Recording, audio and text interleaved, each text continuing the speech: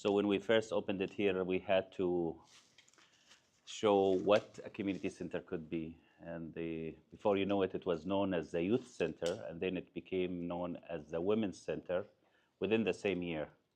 And it looked like at the end of the day, it was the men had the least of attention. So we're very proud of this center. It took a toll on us to pull it together. Those chandeliers took about, each one took about what, 6 days to put together. They're very small pieces, and you have to hang them. They came separate. They didn't come assembled, so we can spend time. Uh, there was a time when the city wanted to shut us down because we didn't have an assembly permit. So you can imagine how much stress there was. Um, this center is right now currently has an assembly permit for a convention center, for a house of worship, and for a community center, which is almost the most difficult thing to get on the peninsula, anywhere on the peninsula. That piece of paper is worth as much as the entire real estate put together. So it makes that price double the price of a normal building.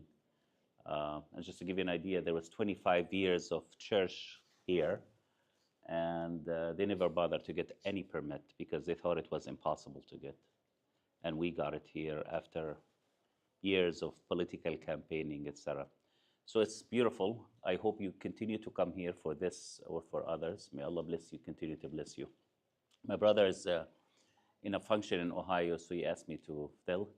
And actually, we had this gathering, and a lot of you used to come to our, every Thursday night, we had a gathering like this at Hayward Abu Bakr Masjid, and we merged the two together when my brother said he wants to start here.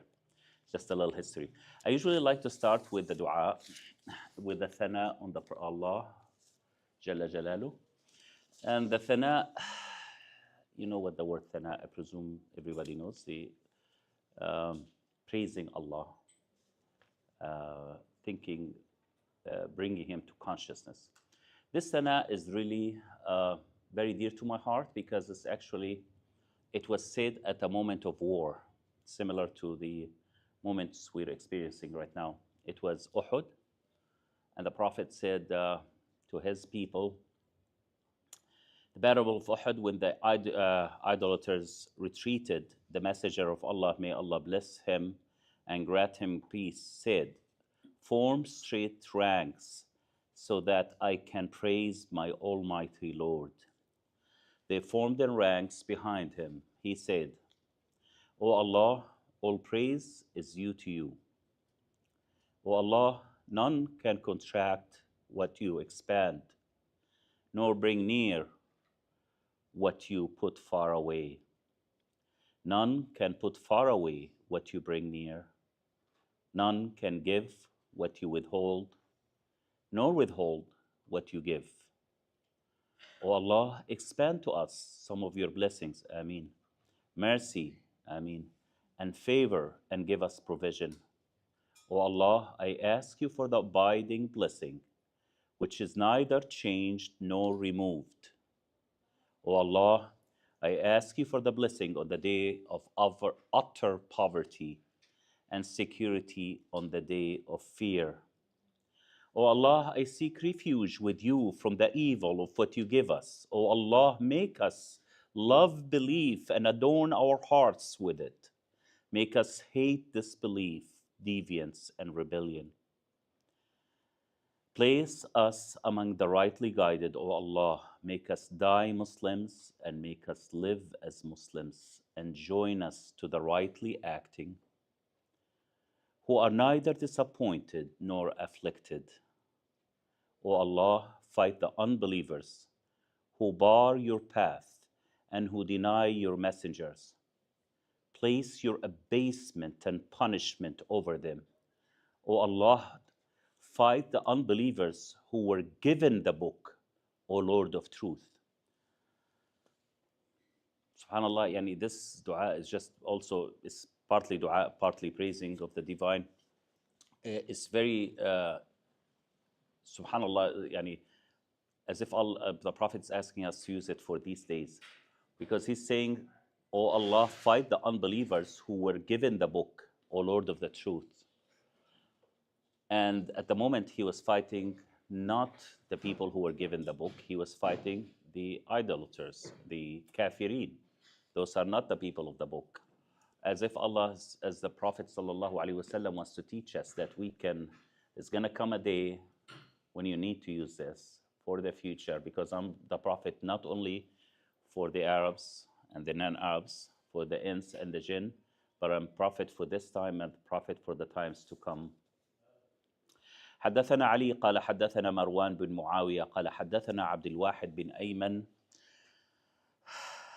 عن بن رفاعة الزرقي عن أبيه قال لما كان يوم أحد وانكفأ المشركون قال رسول الله صلى الله عليه وسلم استووا حتى أثني على ربي عز وجل فصاروا خلفه صفوفا فقال اللهم لك الحمد كله اللهم لا قابض لما بسطت ولا باسط لما قبضت ولا مقرب لما باعدت ولا مباعد لما قربت ولا معطي لما منعت ولا مانع لما أعطيت اللهم ابسط علينا من بركاتك ورحمتك وفضلك ورزقك اللهم إني أسألك النعيم المقيم الذي لا يحول ولا يزول اللهم آمين اللهم إنا نسألك اللهم إني أسألك النعيم يوم العيلة والأمن يوم الحرب اللهم عائدا بك من سوء ما أعطيتنا وشر ما منعت منا اللهم حبب إلينا الإيمان وزينه في قلوبنا وكره إلينا الكفر والفسوق والعصيان واجعلنا من الراشدين اللهم توفنا مسلمين قولوا آمين وحينا مسلمين والحقنا بالصالحين غير خزايا ولا مفتونين اللهم قاتل الكفرة الذين يصدون عن سبيلك ويكذبون رسلك واجعل عليهم رزك وعذابك اللهم قاتل الكفرة الذين أوتوا الكتاب إله الحق اللهم قاتل الكفرة الذين أوتوا الكتاب إله الحق اللهم قاتل الكفرة الذين أوتوا الكتاب إله الحق آمين يا رب العالمين. Another one, if you allow me, before I start this dua at tahajjud, the Prophet used to read every time he would go to do the tahajjud, he would say, كان الرسول النبي صلى الله عليه وسلم إذا تهجد من الليل قال من حديث عائشة ربنا لك الحمد أنت قيم السماوات والأرض ولك الحمد أنت رب السماوات والأرض ومن فيهن ولك الحمد أنت نور السماوات والأرض ومن فيهن أنت الحق وقولك الحق ووعدك الحق ولقاؤك الحق والجنة حق والنار حق والساعة حق اللهم لك أسلمت وبك آمنت وعليك توكلت وإليك خاصمت وبك حاكمت فاغفر لي ما قدمت وما أخرت وأسررت وأعلنت وما أنت أعلم به مني لا إله إلا أنت لا إله إلا الله وحده لا شريك له له الملك وله الحمد وهو على كل شيء قدير. So to continue with the same talk that my brother has mentioned in the last, we talked in the last few weeks, 2 weeks, raise it up like this. Or should you higher it on your side? Okay, that's what I thought. So in the last 2 years, he was talking about the hub al-fitri, that comes from the relationships of the womb, al-rahm, and how we're born with it. It's instinctual. It's in our instinct. It's in our DNA to love our parents, to love our brothers, fathers, aunties. And then he moved and he said, and even that love comes from, there is 4 levels of it. And we went from the first level, hawa, al-bad, and all of those, just bringing it to your attention, reminding you. And I don't want to repeat because I have actually a lot to cover and I don't think we have the time for what I wanted to say tonight. And then he talks about al-hubb al-fikri. Before I get into that, I thought that I bring you some views to continue the seerah of the Prophet sallallahu alaihi wasallam at his early age. The way, the first very few years, few reflections, and I presume all of you know what I'm about to say, just help us to all concentrate and focus on his childhood because it had to do a lot with him. First of all, with his birth, when his mother brought him, she saw when I brought him, and I have the hadith. She said I saw from my womb lots of light coming up, and I saw a vision of the palaces and the fancy dwellings of Bilad al-Sham being lit with light in front of my eyes. And I said, wow, what's going on? A revelation. It was like a 3D feeling. We also talked about Halima Sa'diya, then when his dad has left, when he was born orphan, the mother wanted it was the ada of the Arab to get somebody to eat outside, to be raised in the wilderness. Because keep in mind, Mecca was a metropolitan city, a city of trade that had so many people coming. And not everybody had the immune system ready down pat right. So you could come from another country, bring your own sickness with you, and you get everybody sick, and a lot of people would die. There isn't an immune, there's no vaccination at the time. So it was the Arabs would send people outside. They say, if you get them out of this city dwelling, first they become very fluent in Arabic. They don't speak broken Arabic like we do at the city. Not that they spoke broken Arabic. Now we do speak broken, but at that time, to them, if you make a little problem with the tashkil, you're already speaking a wrong Arabic. So they said in the wilderness. Number two, that they will breathe the fresh air and will hang out with the wilderness. It will make them stronger. And number three, they come back as people who are a little tough. Keep in mind, as soon as his mother have him, she gives him up to Halima Sa'diya because his grandfather said, we need somebody to this. And then she discovered all the blessing through her trip and coming back. I don't want to talk about the incidents, but I just want to talk about what that meant to us, for us, and why we should love that. Now, I want to bring to your attention, what do we want our kids to have? We want our kids to have the most comfortable of living. We want them not to have the same insecurities we suffered before, like especially for Palestinians, you see it, or new immigrants right now from Syria, and I see it a lot for the Afghan refugees. They want their kids not to go through the same insecurities, the fear, the worry about a piece of paper, legal or legal. Can you live in here? Can you need a visa? We want them to live, and we want to give them a sweet, comfortable living. But all along, we forget that these hard times is what actually made us where we are right now. We're tough. We can handle the first generation of traveling to a different country and establishing because of the toughness of our childhood. Had we been raised comfortable with like the way our kids are raised, I wonder if I ask my son right now to migrate to another, if he can start from below zero, like we had no problem starting from below zero and getting insulted and humiliated in the beginning and this and that. When you reflect at the life of the Prophet similarly, you find that first he loses his dad before he sees him anyway. Then before you know it, before he's being held by his mother, he's held by a foreign woman for actually a period of 4 years, until the incident happens when the two malak comes and open his heart. And then they come and report to his current Halima, and she gets terrified. She says, oh my God, I'm gonna go and say that the son of the leader of Quraysh, I couldn't handle him. Because the kids came to there and they said, look, it looked like a huge, large bird that came and cut his heart, and they killed him. We saw him killing him. We saw him cutting his chest. So they were terrified. And the mother was thinking, oh my God, I'm gonna come back and I'm gonna lose the kids. I better take him back home.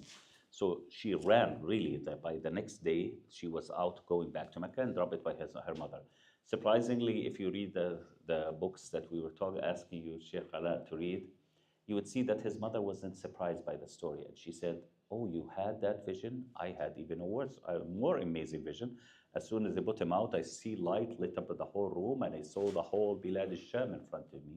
I saw it with my own eyes, nobody. So if they told you something about my son, I'm not surprised." She said, "But he's okay, he's okay, he's alive." She said, "I'm not worried about him, it's okay." And then before you know it, his mother passes away, and then his grandfather takes over by age 6. They return him by age 4. In 2 years, his mother is gone, and then now his grandfather. Now, who's his grandfather? His grandfather is basically the master of the whole tribe of Quraysh. Where does the master go? He takes the kids wherever he goes with him to the Senate house, right? Darul Hikmah. And they meet the. So the little Muhammad is right now listening to political issues and economic issues being resolved, and he's getting introduced and getting all that atmosphere. A couple of years pass, the grandfather passes away, and he hands him over to Abdul Muttalib, his uncle. So before you know it, he's Abdul Muttalib also inherits the same position. So the exposure he's having is amazing, and it's building him up for leadership at a very early age. But on the other hand, this constant loss of people he loves, one after the other, made him the most tender of souls. When you're born as an orphan, you have that feeling that I don't have a dad. I wish I had a dad. I wish I had a mother. And the Prophet had to deal with all of that at early age. And that sensitivity, that tenderness, that feeling the pain of everybody around him, reflected with him the entire life. So that's about the childhood of the Prophet, the reflections I want to have with you. Now we come back to the subject of this, which is the الحب الفكري. So how do we connect? Why should we build a relationship of love between us and our Prophet sallallahu alaihi wasallam based on the mental fikr, the thought? Because it's a real hub, and we really need to develop it. And it's different because emotions come up and down. You love, you hate. But when you really convinced that this is an unbelievable phenomena, this is an example for me, that's when you do this.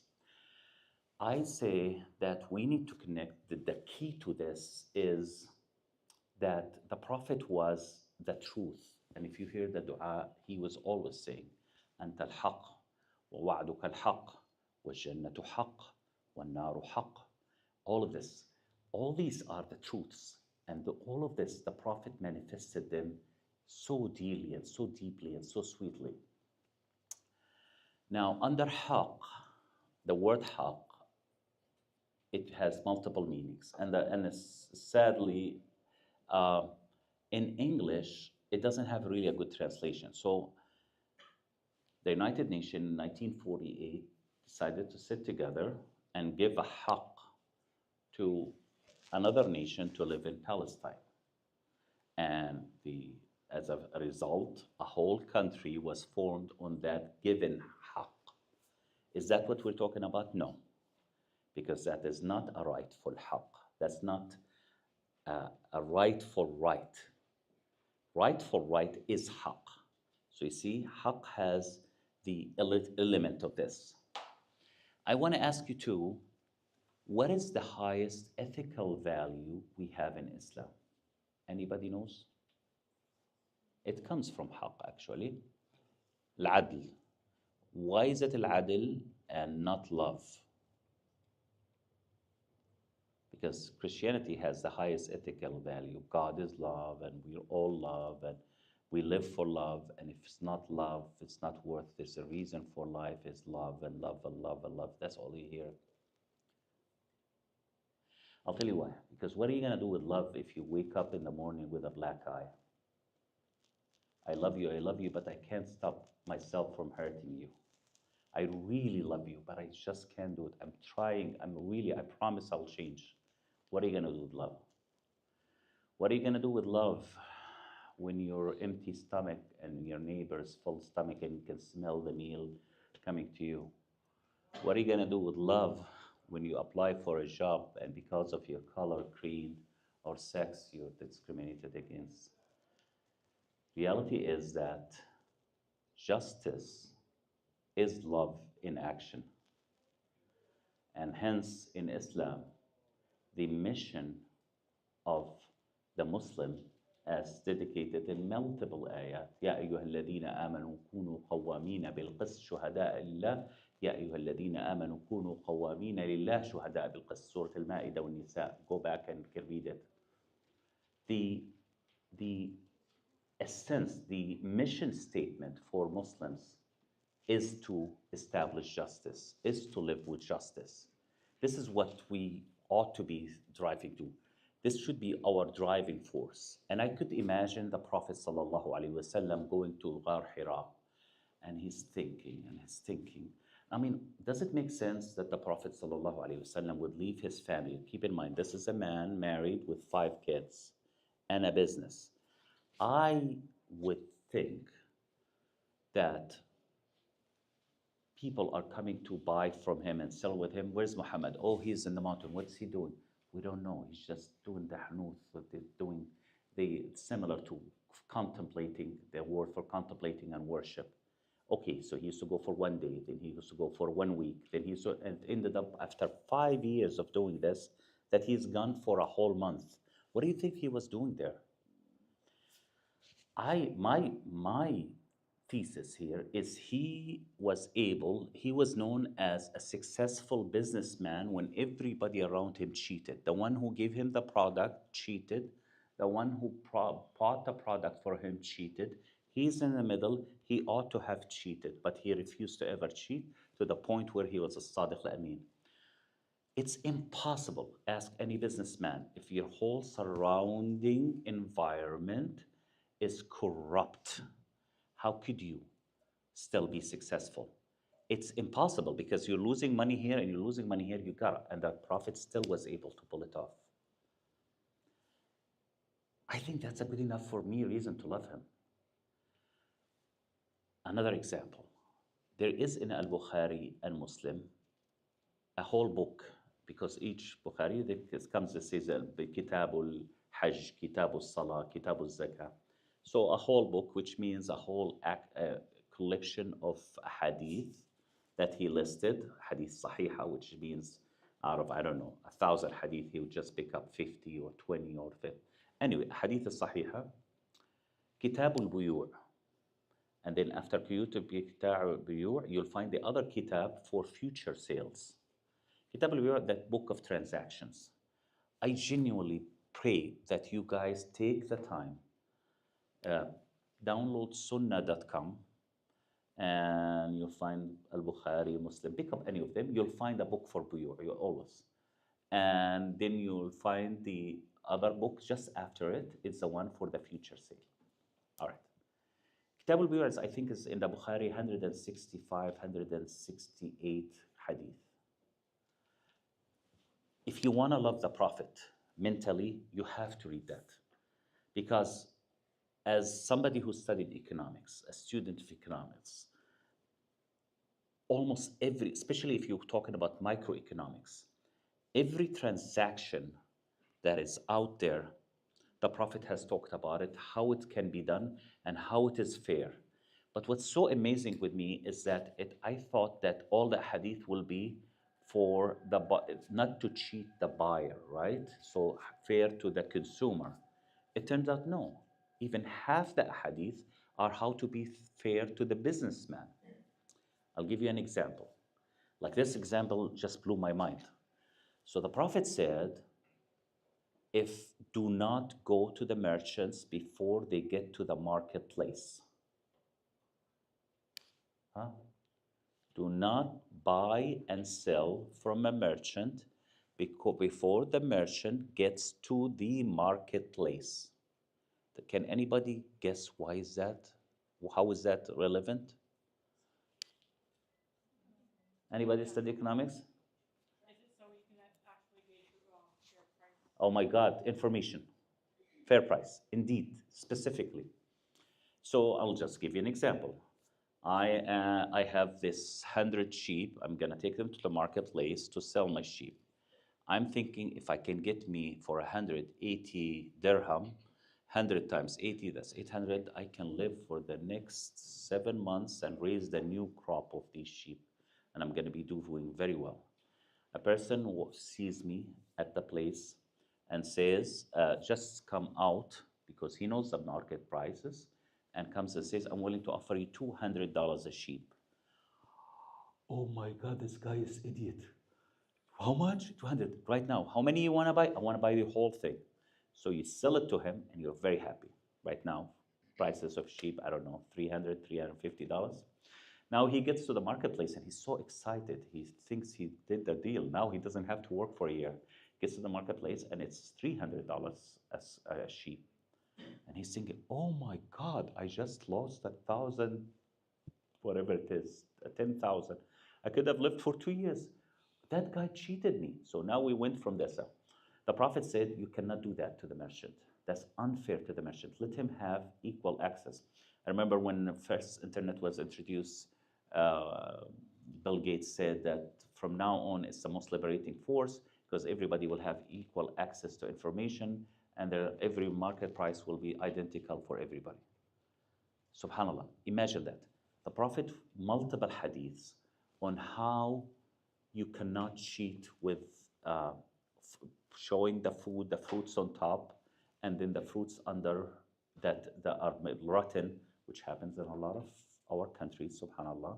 You go buy tomato, you go buy sheftali, or what is it called, khokh or apricot, and you think you get the best one, and you go home and you find that the whole thing is rotten, or 2/3 of it, half of it. Prophets actually used to go to the marketplace and used to put his hand under, and he'd say this, and he said, Man ghasha falaysa minna. Whoever cheats is no longer one of us. And by the way, I've just researched this, and the hadith doesn't say man ghashana. Whoever cheated us is not one of us, which is what's known. I heard that in the market. No, the Prophet said whoever cheats. So if you cheat a kafir, you're not one of us.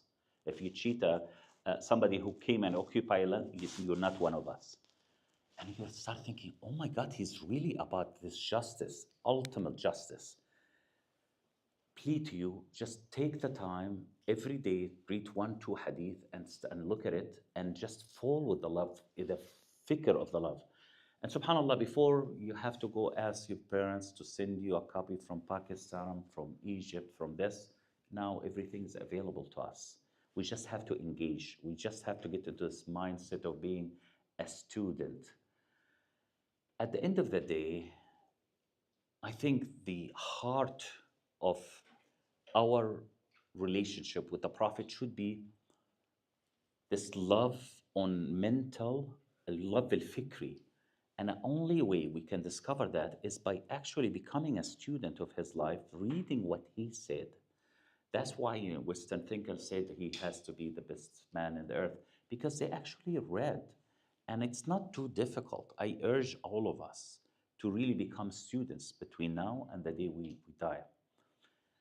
The concept of haqq is what really should tie us so dearly to the Prophet. The concept of al-qist. Now, al-haqq gives birth to two things, al-adl and al-qist. So the concept of qist also doesn't exist till recently. We start getting it in our culture. Al-qist is basically giving the rights of the one who needs when he needs it, which is you're being just to them. And the Prophet gives us a million examples. For example, when you come here and the new ADA regulations that you have, the retail stores have to have small tape, or the round for people on wheelchairs. That's qist. That's not adl. Because if it's adl, then all we us have to have the same route. But no, not all of us need it. Some of us can do the stairs, some of us cannot do the stairs. So Al-Qist is really giving, is customizing adl to the people. And the Quran constantly talks about that. It's basically justice with equity. All these concepts, the Prophet spent his entire life really fighting for.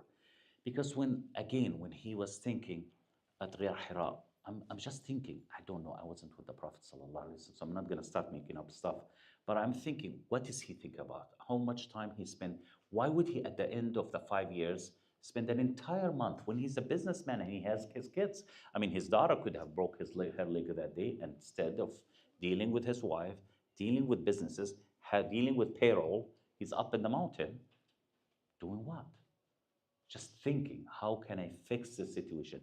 The injustice in Mecca has become so prevalent that it became the order of the day.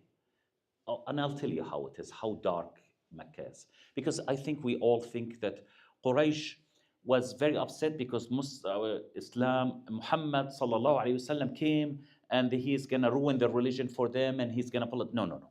Just to let you know, for Qurayshi people, they were more secular than Wall Street Journal, than Wall Street itself.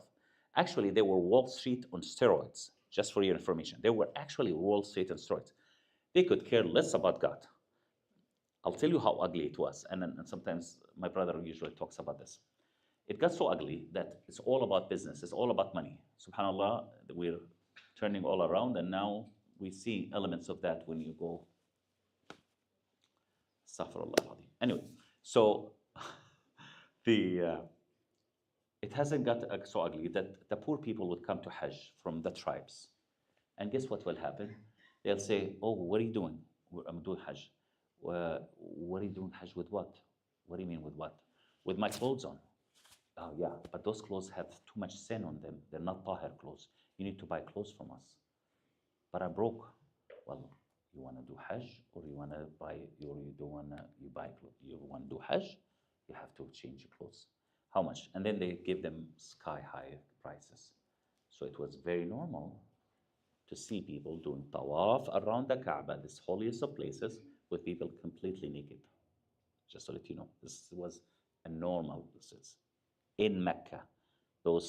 I'm telling you, this was the last thing Mecca really worried about is Allah, just to let you know. Oh, by the way, your tribe, oh, if you want, we can get you a tribe, and we can take your God, and we can make your God, and we can put him here in Kaaba, so we can add him to the others. What's your tribe's ilah? What's your tribe's idol? Let's put him in here. It's a business. And then guess what? And subhanAllah, I never saw this until I went to Indonesia. Actually has a little island. What is it? A touristic island? I forgot. Anyway, it was one of the biggest tourist attraction. And this island, it turns out to be a Hindu island. Although it's 100% Malay people, there's no Indians there, but their religion is Hinduism. It turns out that all Indonesia at one point was Hindu until Islam came, and now it's almost all Muslim. Anyway, I went into a street, and the entire street is retail stores for this god, for this god, for this god, for this idol, for this idol. I said, oh my God, this is what I watched on TV when they were talking about Mecca. Is that how Mecca was? So actually shops, this shop sells elephants, and this shop sells monkeys, and this sells lizards, and they're all gods. An entire freaking street of idolaters. I said, in the 21st century, they have this? It's just so unbelievable. That's what Mecca was for you. Okay, injustice. I dig this woman. I really want to have her. Too bad she's married. Let me think it. Okay, so you'll go, and the man will go to her husband and say, by the way, I heard you're a good businessman. Yeah, I'm a businessman. He knows he's a failure. Why don't you take 300 dinars? What do I do with it? It's a loan. Go start a business. Start. Don't you want to take care of your family? Don't you want to do this? Yes. This is Mecca for you. I'm telling you, it had nothing to do with God in Mecca when the Prophet sinned. That's why establishing justice was just. Okay, so what do you want me to do? Just take it. It's a loan. It's done. Really? Yeah, we talk next year. What's the prevailing rate of interest of the Roman Empire, which the Arabs have copied? 50% collected at the end of the first year. And what was the prevailing tax rate in the Roman Empire, which they are collected? 50% collected at the end of each year. So at the end of the year, the guy comes back, he lost the money, and this, okay, that's okay. We can all come work for me. You'll be my slave for the next 5, 6 years till we this, and I'll give you back your freedom. Now you got the husband, you got the wife, you got the kids, you can do whatever you want. That's Mecca for you. You have a son, I have a daughter. We don't give money to our daughters. We do not give them inheritance. We do not. The Prophet is watching all this oppression. You do a business with me, fine. I'll give you the profit. I'll go do tijara. I come back. You don't have a big tribe, you don't get the profit. You have a big tribe, I give you the profit. Or I'll give you a small portion of the profit. No justice, no justice. And I'm quite sure the Prophet is thinking, how can I fix? I can't fix this on my own. I've tried. There is nothing I can do with these people. This is a rotten society to the core. This is oppressing society, misogynistic society, anti-women society, anti-poor society, anti-slave society, enslaving society, and I can't fix it. I want you, when you think of the Prophet, to think of the highest ethical value he came to give to us, which was the whole message of Quran. كنتم خير أمة أخرجت للناس تأمرون بالمعروف وتنهون عن المنكر وتؤمنون بالله. All of this, justice, justice, justice. يا أيها الذين آمنوا كونوا قوامين بالقسط. يا أيها الذين آمنوا كونوا قوامين لله شهداء بالقسط. كونوا قوامين القسط شهداء بالله. Both. Constantly, the mission statement is declared like in almost every surah in the Quran, asking us to establish justice. And when you look at the Prophet, to me, when I look at the Prophet, I see an example of a man who wanted justice for the birds, who wanted justice for the plants, who wanted justice for us. And if you remember, my brother was talking about Surah Al-Mujadala. If you read about it, it regulates your relationship with the Prophet, it regulates your relationship with the Allah, and that is another surah. It's only 17, 18 ayah. Please go back and read it, because if you look at it, it's the dastur, it's the for how to deal, how to become a better person, how to become a just person. And again, justice also means that you don't backbite against, you don't put somebody's down, you don't hurt somebody, you don't take from his hasanat. That is justice. So to me, when I look at the Prophet, I look at it from the prism that this is a man who really wanted to establish justice. Because guess what? What attracted a lot of us to this country, who came from countries where there is prevailing oppression? What does many countries in other parts of the Muslim world or the Arab world? They import workers, they abuse the workers. The workers have certain set of laws for employment. The locals have a different set of laws for employment. The local has to have his guarantee and provide the visa for the expatriates, so the people come in. We're doing the exact opposite of what this religion asks us about. What attracted us to here is that you can, if you buy a property, the police will come protected. There is just, nobody can oppress you. Nobody can steal from you. There is law, there's this, and everybody is supposed to be, at least that's what we thought, equal before the law. You cannot build a country without justice. Justice is really the core of our failure. It's the mizan for us. And because justice means I am being good to my mother. Because if I'm not good to my mother, if I'm not good to my dad, then I'm stealing from them. I'm stealing from what? The silatul rahim. And it's not optional in Islam, even if I don't like them. All of that is justice. When I look at the Prophet, I really urge me and urge all of us to get into the habit of really studying his life. And you can start very simply. If you don't want to like hadith, then do the seerah. Slowly, and bring that up. And I think at the very end of the day, then that is what, to me, constitute love. love of the Prophet, because love that's stemming from a man who spent his life this. Another example, why did the message of Islam was so quick like a flame in 40 years without WhatsApp, without Facebook, without telephone, without fax, without telegram, without anything, this message is prevailed. Because the people who came in, we said, and they would say it, we came to rescue the people from worshiping other people to worshiping the divine, because by you being oppressed by other people, you're actually worshiping them. This message of justice is what was the selling point for the entire religion. And at the core of it is the practice and the life of Prophet Sallallahu Alaihi Wasallam. I think I'll wrap up with this, and I want to open it for discussion because I think we covered a lot of grounds, and I just want you to absorb it and just look at the Prophet as the messenger of justice for us, inshallah. I, anybody who wants to add? Yes. So just to be sure, Hubbul Fitrat is the love for Raham, the Yes. relations of Raham, right? The Yes. blood relatives. Yes. And then Hubbul Fikr is the worry. Uh, Because Fikr in Urdu is worry, so I'm getting confused. no, no. But that's Fiqh, about justice. fiqh's thought is how we connect with the Prophet through our brain, through our thinking, right? Al-fikri. Oh, From like fikr, thinking. from thoughts, from tafakkur. When you say tafakkur, the word you hear, you understand the word in Urdu, tafakkur? No, But I know Fikr in Urdu means worry. So that's no, why no, I'm no. very Al-fikri, confused. fikri means the way where you connect with him on a mental state, on a brain, and you see the bigger picture. Okay, so love for Prophet. Yeah. Connect with him, how just he Yeah, is, and you how can actually, and to me, this is it's less fading kind of love, because the other one is triggered by emotions and heart, and this is triggered by the brain.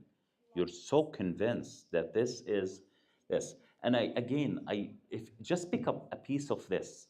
If your cup of tea is Hajj, read all the hadith about the Hajj, and you'll find that at the core of it is how to organize a very safe and harmonious Hajj where there is no somebody stepping on the others, nobody hurting others. And again, core value is justice. Always pick up anything. Zakah is social and economic justice, right? Pick up anything else you want, and you find the core value of everything that the Prophet is this. That's Thank you. yeah. And if you wouldn't mind me asking, what does Fikr actually translate to English? فكر يا شيخ دكتور احكي لنا ترجم لنا فكر. The word فكر. انت الدكتور. Fikr could mean contemplation or reflection. Yes, and also thought, like the school of thought, for example, on this subject is this, for example, you get a whole set of thoughts. That's But an easy way to remember. yeah.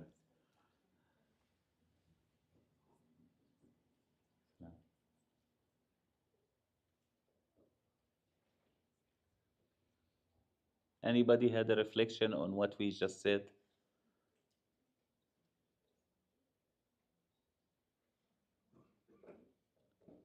Yes. I really like what you said, that justice is sort of love in practice. Yes. Because justice is وضع الشيء في محله, putting everything in its proper place. And in a way, that's connected to love. So I really like that. Yes, indeed. Indeed.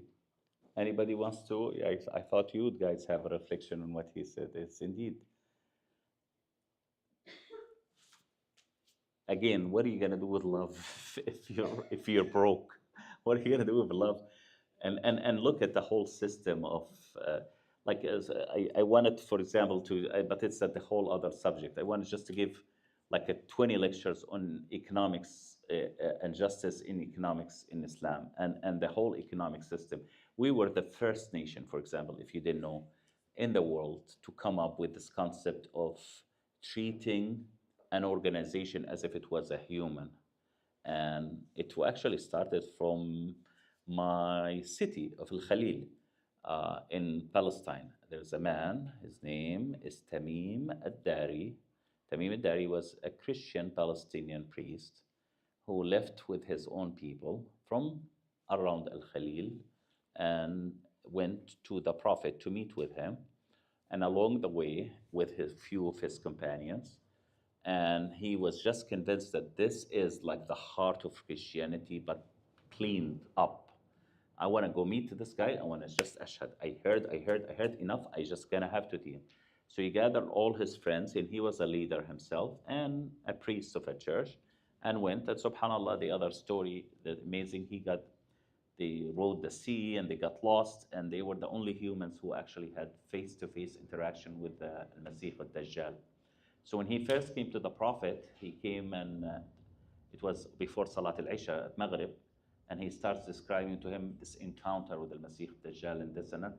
And the whole meeting went for a long period of time until the people start saying, when are we going to pray Isha? It's 10 o'clock, it's 9:30, it's 10, it's 10:30. And then the Prophet came out and he said, you got to listen to this. Didn't I warn you against this? And so anyway, this Tamim al-Dari came to the Prophet and he said, there is a piece of area there. I heard that you're going to conquer our area and you're going to be Islam. He said, yes. He said, can we have this piece as something that we be in our names for our kids to grow up? And he said, yes, between Al Khalil and Jerusalem, we're gonna put this. And they wrote the first trust in Islam. So if you go study law, you'll find that the trust, any trust, the concept of trust was developed by Muslims. And look how trust grown up in Islam to own everything. Like the trusts in Islam actually ended up owning more than the government owned. One of them is Al-Azhar. Al-Azhar used to have endless land, used to control a large portion of the Egyptian economy, and it's work that works, and it's not a human that owns it, it's just an institution. Islam came up with the idea, just again, economic justice in Islam, and the Prophet came up with the idea of venture capitalists and people who, because loaning people money is with charging interest, doesn't make you part of the risk. You need to be part of the risk. You need to be comfortable with losing money as much as you're comfortable with making money, and that makes it for us. So if you read, open the book, who came up with the concept of venture capitalists? You do the work, I fund you, we become partners. That is Islam. Lots of concepts. And then the zakah, which is the biggest thing, which is mind-boggling, but that's a different subject. I don't know how much you want me, I can talk for ages on that. Because zakah is, people think it's for the poor, and I think really zakah is to enrich the rich and to enrich the middle class as much as it is to enrich the poor. It's a whole GDP multiplier. Money that's not being circulating in the business is put in, and everybody, one of us who gets the zakah, decides how to spend the money. And when he spends the money, he activates all other aspects, all other sectors of the economy. The zakah person a woman can take it and spend it on graduation for her daughter. Her daughter invites her friends. The Uber driver gets money. The party place gets money. The government who leads them the hallway gets money. And the guy who did the catering that gets money, and the one who got ice cream gets money. Everybody's making. So now you got a little bit money active, and you activated the whole economy, and you increase the GDP. It's a GDP multiplier that benefits the rich and middle class as much as it benefits the poor.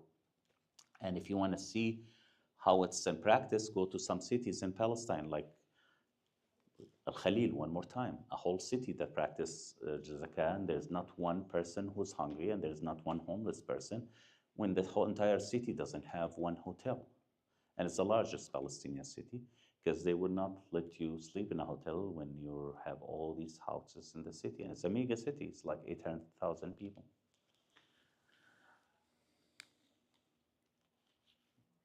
Yes. Yes. Sorry, I'm a new revert, so I don't know about Islamic story. Mm-hmm. So in one of my studies, I saw that the Prophet, most of his surahs come from Angel Gabriel. So does all his knowledge from justice and all of that, does it come from his own good or it's more like he's guided by God? Guided. Because before he couldn't fix the system until the system was giving. And the Prophet, and that's why if you hear the word huda in Arabic a lot, it's actually repeated multiple times in every prayer.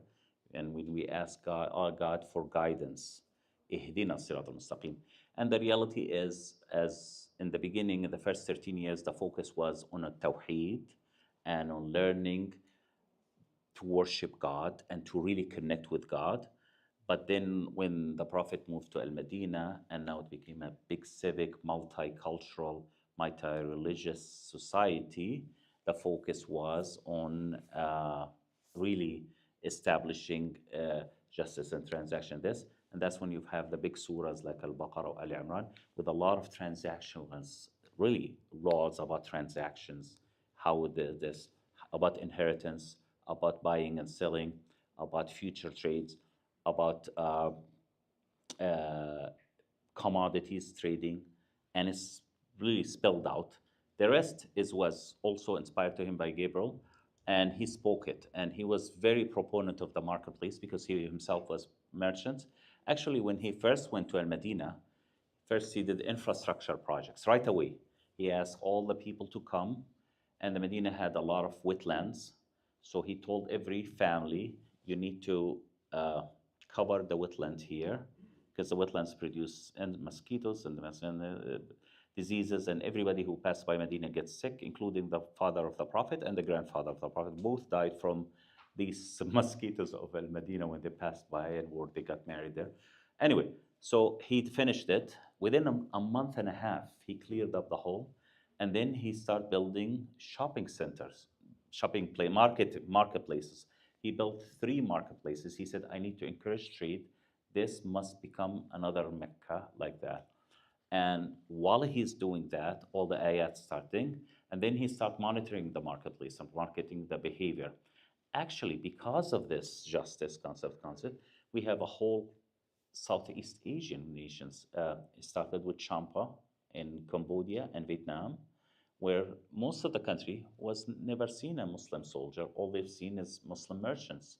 And they remember them because they used to buy and sell with them and they used to cheat them. And at the moment they started becoming Muslim, now they're honorable, they have ethic value. No, we cannot do this. No, I cannot do this. I cannot buy this. I have to do this. We have to pay you more. We have to, do you pay your labor good? If you have a lot of stuff.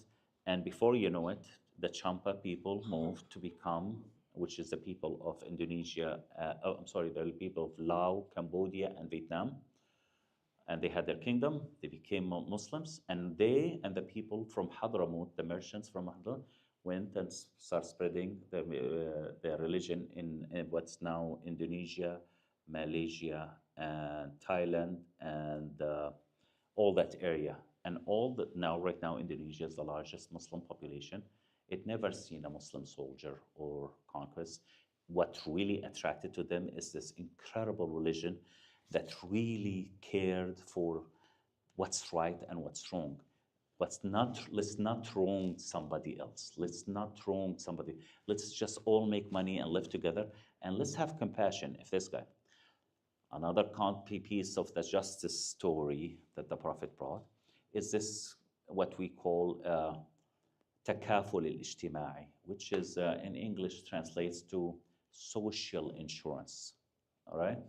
So in a marketplace, if somebody's shop is burnt down, and this continued, by the way, till now, I get calls from the old country, and they say, your cousin have lost this and that.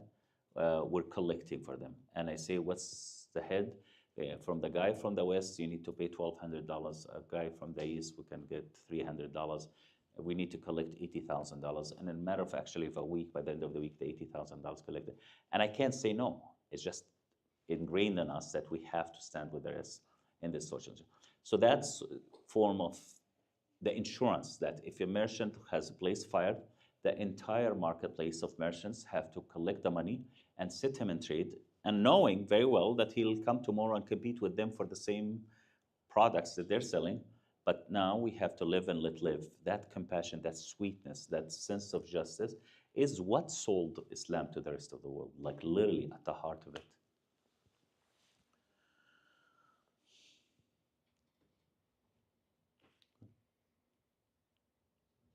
Sheikh, anybody wants to add? I don't want to keep on talking and get you bored because this is my subject and I can talk for hours on it. Yes, so go ahead. What do you think is more just for zakat? To give your zakat in the community or Oh, I'm so glad you asked that. I managed Zakat in the center for 30 years. Oh no, till 2016, 17. Okay, so here's the rules about Zakah. I'm so glad you asked it. So I'm glad she is asking about Zakah and where should we spend our money on Zakah. So all the Aimma, for your information. Okay, so first, no, let me, before I give you the ruling, give you the background, the context. The context says is 2.5% of money you don't use, assets you don't use, should be given away in form of zakah at the end of your fiscal year, whether the fiscal year from January 1st to January 1st, Ramadan 30th to Ramadan 30th, whatever you choose to be your year, that's your year. Good? So you calculate within 12 or 2.5%. The reality is, the majority of Muslims, the majority of humanity doesn't pay zakah. Because you actually have to have these idle assets that you didn't use. For example, your jewelry that you use every day doesn't have zakah. The jewelry you put in the bank in a safe has zakah. But if you use it, it doesn't have zakah because now it's in being used. So, right? So we get that. So the zakah is really not a huge amount of money, just to let you know. For some people, it's a lot of money, millions of dollars. When you're a billionaire, yeah, it's $1 million. But for a lot in the Bay Area, I'm telling you right now that the average zakah for a lot of the people right now in the Bay Area is $300, $400 a year. It's not a lot of money, just to let you know. So let's so where's the big money? The big money is actually in sadaqat, right? Okay, so what's the ruling about zakah? All the Aim al-Arba'a said that the zakah should really go to the people, first of all, besides the people that are near to you, that actually physically in your neighborhood. So our zakah money should go locally here. And I'm very proponent of that because I'm in the inner cities. You know, I manage Support Life Foundation and we service right now about 3,300 households weekly. And we're in their household. We're inside the apartments and we see. And I'm telling you, there's some serious poverty going on right now as we speak. Okay. Answer to your question, where does zakah get spent? It has to be spent here, within Burlingame, within the Bay Area, Northern California. You want to go as far, maybe Gilroy to Concord to this here, local that, which is not a lot of money. People think, oh, zakah. Most of the money is actually sadaqat because sadaqat is unlimited. And sadaqat is encouraged for multiple reasons. You love to backbite, go give sadaqat. You go hurt people, give sadaqat. You did something wrong and you want to cleanse up, go do sadaqat. So sadaqat is unlimited. Where do we give our money for sadaqat? It's your choice. You can send it to the moon, you send it to Palestine, you send it to the moon. And it actually, sadaqah should be at least 1,000% what your zakah is, in my opinion. If your sadaqah is if your zakah is $350 a year, your sadaqah should be $4,000 a year. All right? And that's unlimited space-wise. But all the madhahib say that. Actually, some madhahib says that zakah should be spent between your house and the masjid, the distance in extreme locality. Because again, if you remember what I just said, it's a GDP multiplier and we need to activate. And reality is many places, they have their own rich. Now, if the whole place is completely wiped out and has no rich people, you know that there's municipality in the other country. We finish with our people here, and once we finish, we send it up outside. That's my, and may Allah correct me if I'm wrong. Yes, When you were speaking about, you said social insurance, what was the direct Arabic word? تكافل الاجتماعي. Takaful. Takaful. Interestingly enough, just to let you know, that model, when I went to Kuwait, I found that there is insurance companies built based on that model, Takaful. And they actually call it Takaful. And I just learned that when I went there. I said, oh, that's what it's called. takaful. Okay, and the and you asked me something else also. Yeah, takaful. There is actually the same concept is applied here. You know which company in the United States that has insurance like that? The same, almost identical, Islamically identical. You'll be surprised. There is one here in California, and it's an American one. AAA. I wish I don't sell, I am a broker, I don't sell for them. But I'll tell you what's the story with AAA. You'll be surprised because AAA is an association.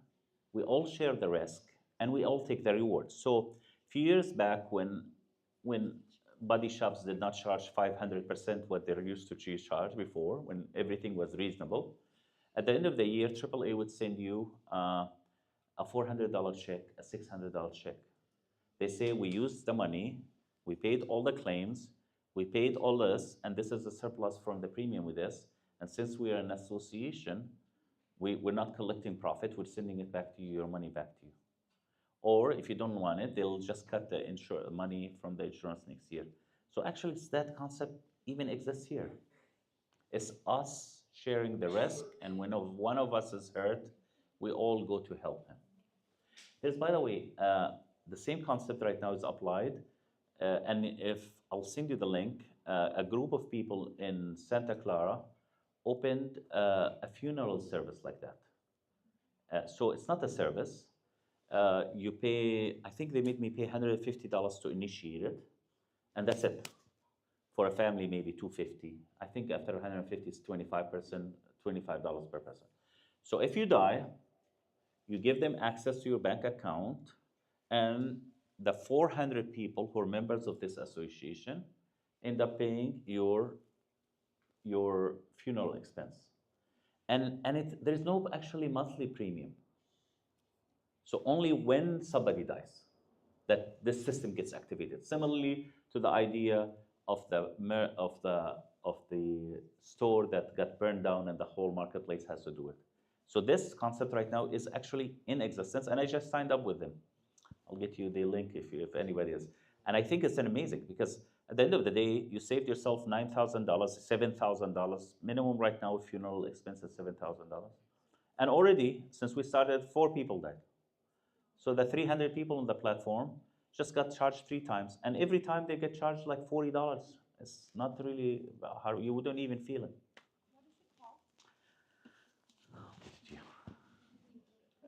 It's a good question, and I was very here. I'll just save it to you, and Or if you can send it on the chat.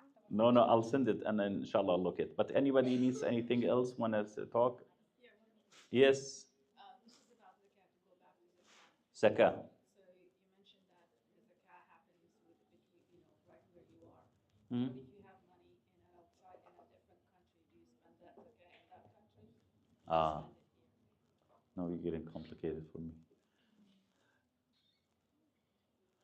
I really think you should spend it there because zakah has to be local to wherever it is. If you've made the money there, spend it there. If it's in that economy, give push to that economy.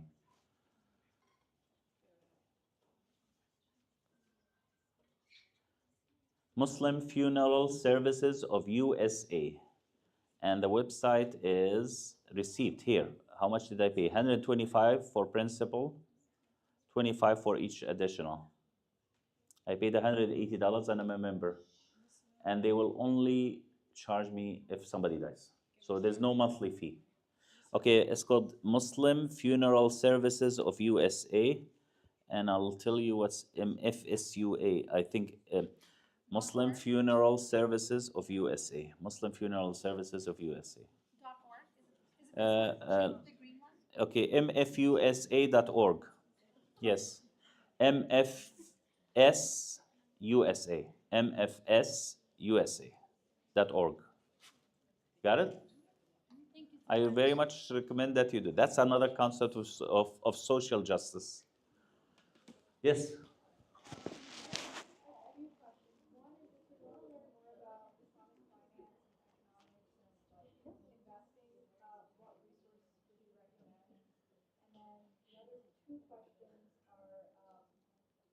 to zakah, you mentioned idle funds. Could you expand on what that means?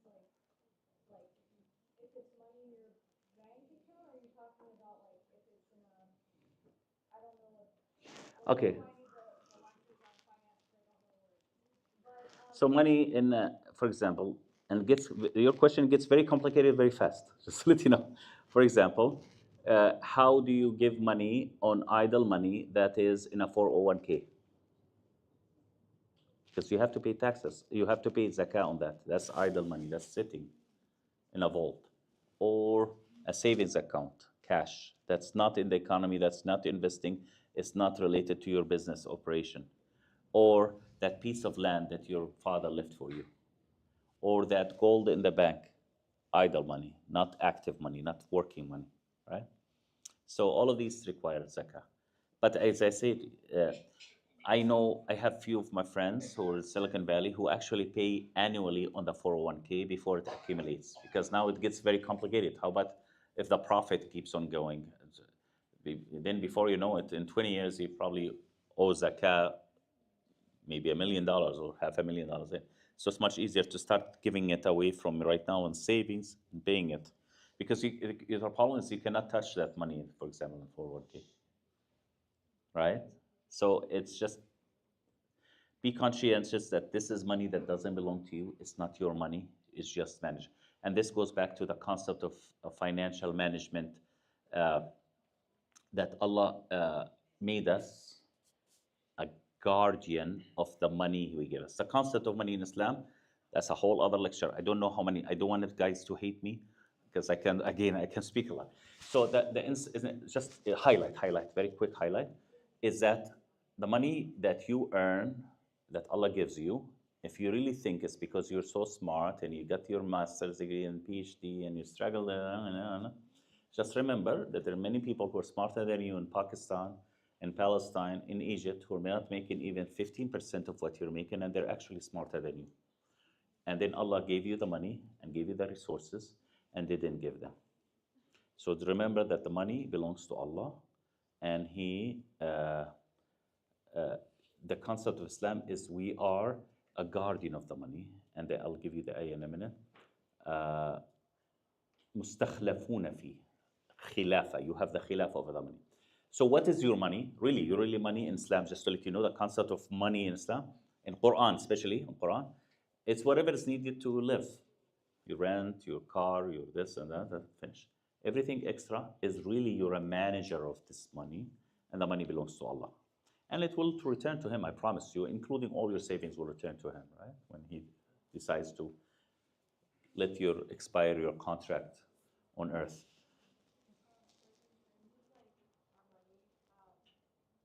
In the case of like say like the taxes that we pay, like in a way we don't really have control of that, but like where it goes, like will we be held accountable for that portion of our budget? I don't think so. I really don't think so. And I know where this is going because now we're seeing where our money is going, right? And it breaks our heart. But then we have to be active to establish justice in this country, which means we have to be civically engaged, which means we have to be in politics, and even you don't have to be really run for office. I really think it's impossible to be sometimes Muslim and run for office. I'm telling you right now, because you're going to be faced with so many decisions that are completely against your religion. Like people say, well, why did you run for Oakland? Well, if I ran for Oakland Civic, I would have spent 2 years regulating marijuana and the next 2 years regulating LGBTQ. Good luck. You know, what are you gonna? How are you gonna be a Muslim and do all of that? So where does that leave you? That leaves you with maybe influencing public policy by starting your 501(c) and focus on a policy and start campaigning for this policy. That policy exists and start slowly and then we go to the upper level. But am I responsible for what the U.S. government sends the money for? I really don't believe so. It's above us. Maris? When you talked about justice, that really, I was thinking about how can one establish justice, let's say, for instance, in a coworker, you're working with someone who's maybe arrogant or has a how do you establish justice for yourself, where you set boundaries, but in a way that's prophetic? Like that's, I don't know if there's examples from the Prophet about that. I think the Prophet himself struggled with that all his life in Mecca, 100% of the time. Because he had also struggled with Islamophobia, except it wasn't on TV, it was on his face. Who was the most Islamophobic one against the Prophet? The one who actually looked most like him. You know who that is? His uncle, Abu Lahab. Actually, Muhammad looked very resembling to Abu Lahab. So he would be doing his Islamophobia, except that the Prophet is next to him, and the people would come and say, hey, don't listen to him. He's a liar. You know, he's a liar. I know him. He's one. And people will say, oh, his dad is saying he's a liar. He must be a liar. He must be a thief. He must be a magician. So he confronted that.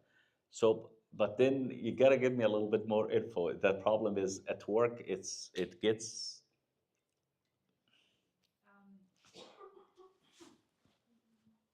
Like for today, Yes. it's kind of have more work-life balance, and a particular coworker who I have to work with always likes to take up space in meetings and kind of it, initially I thought it was like anxiety or like that she was new, but it started to show more and more, especially with like patterns in other areas where it's starting to feel like an ego thing, like she wants to give herself speak, but it's like affecting our meeting and like getting stuff done. And I'm trying to figure out a way to like establish those boundaries so that we're not having extra meetings. If that makes sense. Anybody has a recommendation for the sister? Yeah, I can go. Yes. I would nicely interrupt and be like, oh, just because we're on time frame, just be mindful of the time. How about we take this offline and just get to the next topic? Or I would just reword it saying, okay, how about we open it up to everybody else in the meeting and see if they have any different opinions and what we discussed. Just to like to stop her from, going on. I've had this conversation. This 3 minutes, 2 minutes, stop. When the time is up, we're moving on. Yeah, like start with an agenda. Do a slide deck with agenda in the beginning. Like this is how much time you're going to allocate for this certain topic, and after that we'll jump on to that. Or you don't have to like kind of subliminally give the message. You have because of the experience, past you tell meetings, us. we have observed the pattern of meeting with things not being discussed as we would like to be. So let's just all of us be mindful of time, so that person does not feel targeted. It's like you're making a general statement, but they subliminally get the message. How we doing time? We're good? Well, I think we finish at 8:50, so we have 8 minutes, right? So we can pray as well. So I want to be just within the program parameters. If I may give you just a business advice, madam? If I give you a business advice, sometimes just think of how to change the dynamics without you necessarily being the one who says yes, haram, halal. No, introduce somebody else into the equation. Um, Possibly bring 2, 3 people who take her outside.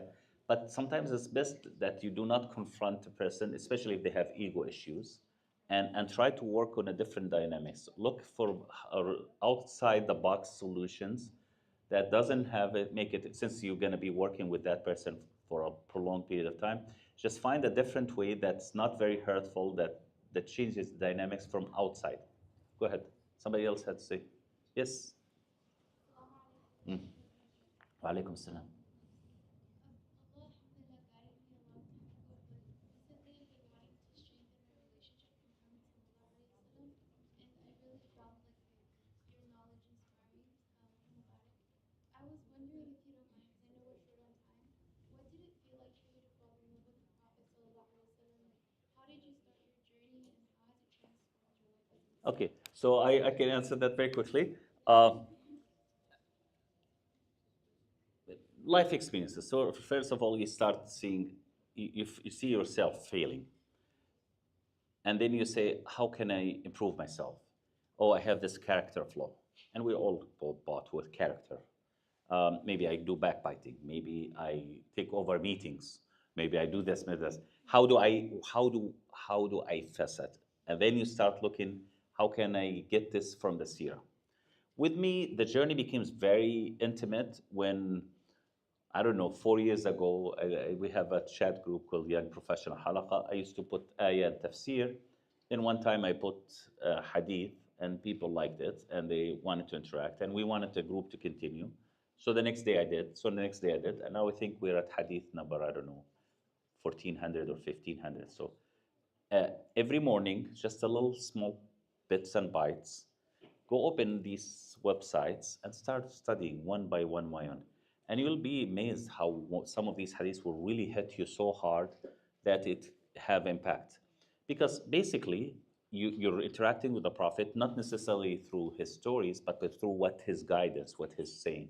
For me, that did it. For like 4 years, I'm living with the Prophet every morning because I have to go write it and translate it, and I don't like the translation, so I have to edit it.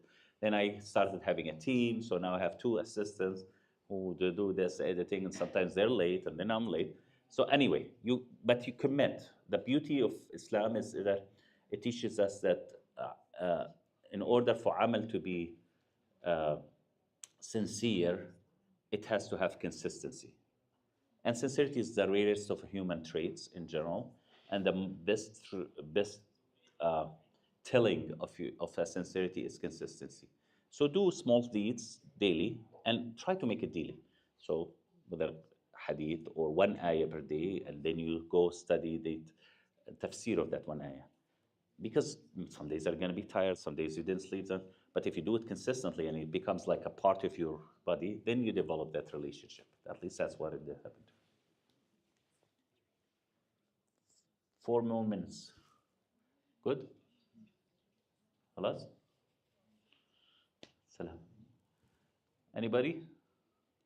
خلاص, should we get ready for prayer? We pray at 8:50, right? That's the program.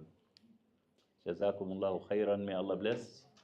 I didn't answer your question about I just remember right now, resources. There's a lot. If you want to give me, I just don't want to overwhelm people. I'd rather do small pieces than big, huge.